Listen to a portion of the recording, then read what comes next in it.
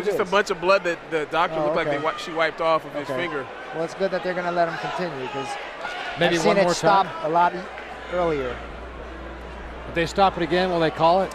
I'm not sure on the ruling on that, but I'm scared to say that probably 3 is a charm. They'll probably stop it. There you go. He puts the elbow to the throat. He's trying to trap that left arm of Ramirez and rain down punches, and he's using that as motivation to try to get this fight over and done in a hurry. Exactly. Got him in the guillotine.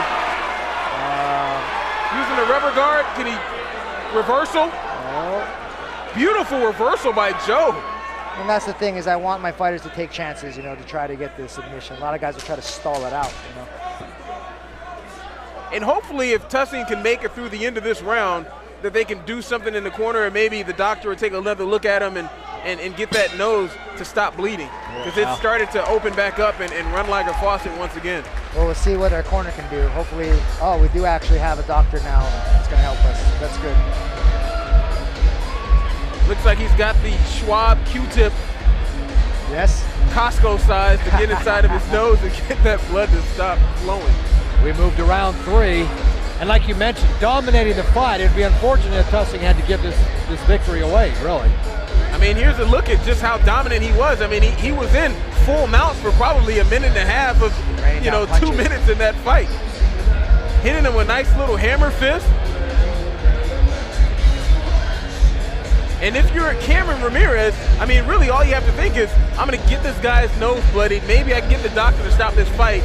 Even just sticking his hand in the face is going to help open the blood up, open up the wound. Absolutely.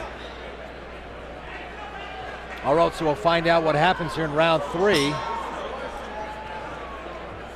I think the referee is going to get them to wipe the blood off of the mat, maybe, or just to make sure that everyone is. Or maybe a proper reset. Maybe.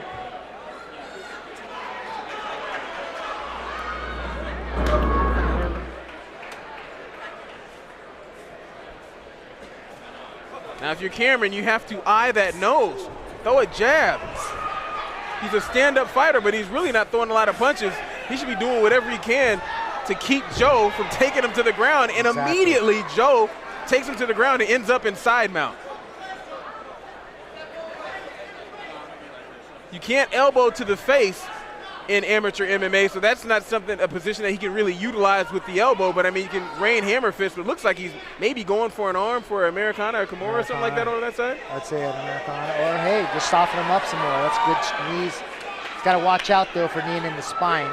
And beautiful reversal. Of course that. He should get to his knees and finish the takedown from there. There you go. Take side control. Cameron looked like he was going for a guillotine, but he's only in half guard, so really can't finish it from that position.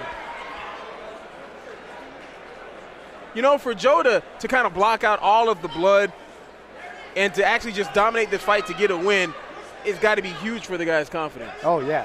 I think right now he knows the pace that he's got. He's a lot more composed. You don't see the heavy breathing he did in the first round. I think the nerves are done. So, he's just going to wear this out. Hopefully he gets that little arm triangle he's going for. And the corner did a terrific job stopping that blood. Exactly. There's a little bit of residue, but definitely.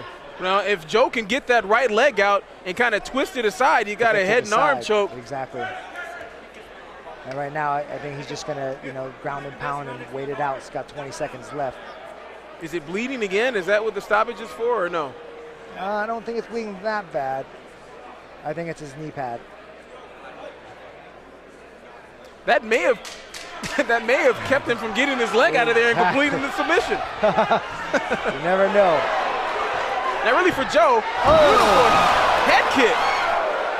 Beautiful head kick. At the bell. Oh, that was the bell. I'm wondering why they stopped the fight. I didn't hear the bell. Beautiful head kick, but he loses his ground, his footing. Joe Toussaint, it's got to be a unanimous decision. I think so. Definitely. Joe Toussaint, nice effort. He'll improve to 1-1. Checking out the replay.